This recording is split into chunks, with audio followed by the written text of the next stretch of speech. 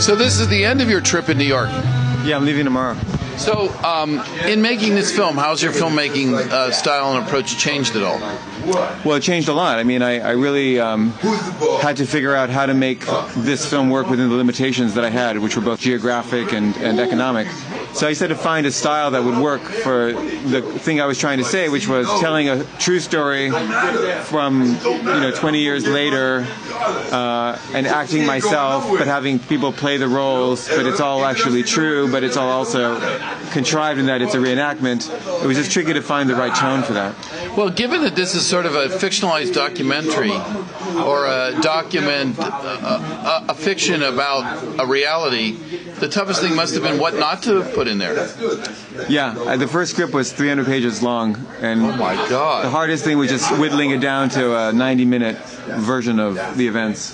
Do you ever fear the desire to revise or add to, or? Yeah, I mean, I've been revising and tweaking it for the past year, and it's just, I would do it until I died if they would let me, but there are certain practical limits that I can't do anything about. Have you been taping any of your Q&As at the films, at the screenings and all? That could be a nice addition to now you have the DVD to contend with. Yeah, I'm making a making of for the DVD. That's I'm reenacting the making of the movie, actually. You're really a twisted kind of guy. That's a really fascinating revision upon a revision. I kind of like that loop upon a loop. Where do you think all that comes from? I don't know. Philosophy? Too much philosophy will do it to you, I think. Who do you consider your most favorite philosopher? Who, if you had a set of philosopher cards, what would you put on your first 10 on the deck? Hegel, Nietzsche, Heidegger, Derrida, Heraclitus, Parmenides, Kant. You didn't get any existentialists in there. I'm not a big fan of the existentialists. But your movie's pretty existential. I don't see it that way.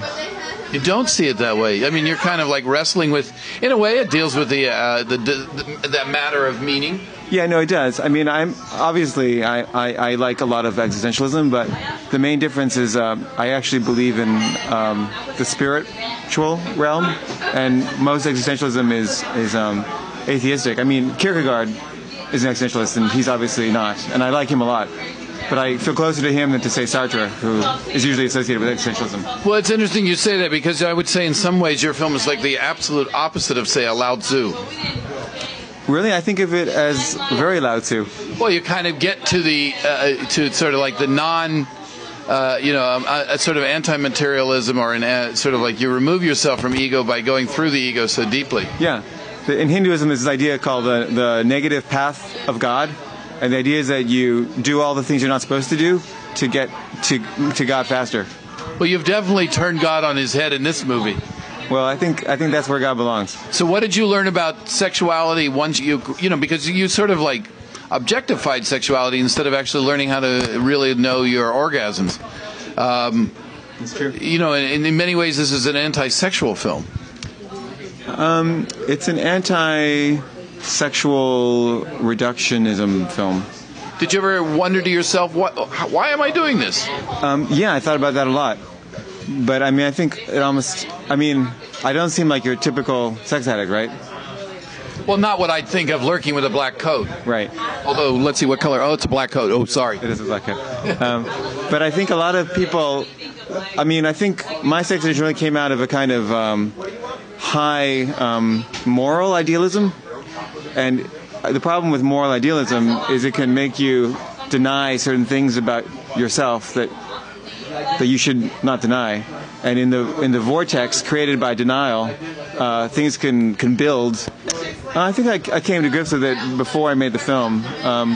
There's something about making the film and putting it out into the world which I think helps to solidify one's own relationship to it and to help sort of like work through whatever lingering shame there is.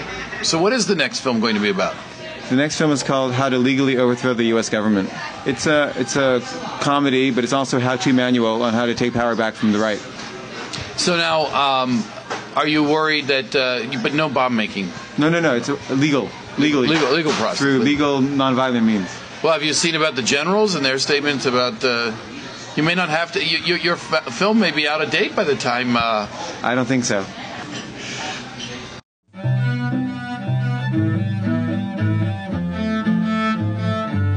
Did you like the poster, by the way? I thought the poster was pretty good. I'm glad you got a little nipple in there, though. Yeah. I made the poster, and they actually airbrushed the nipples for most of the advertising, and I was very upset about it because the whole point of the first encounter is the nipples. Yeah. Right. Nipples are important. So we kind of fought about it, and then we compromised that they would make some with nipples for the theaters that would show them, and some without for the newsprint and the posters on the street. So now tell me this. What is your favorite part? Of the movie? No, I'm into the girl.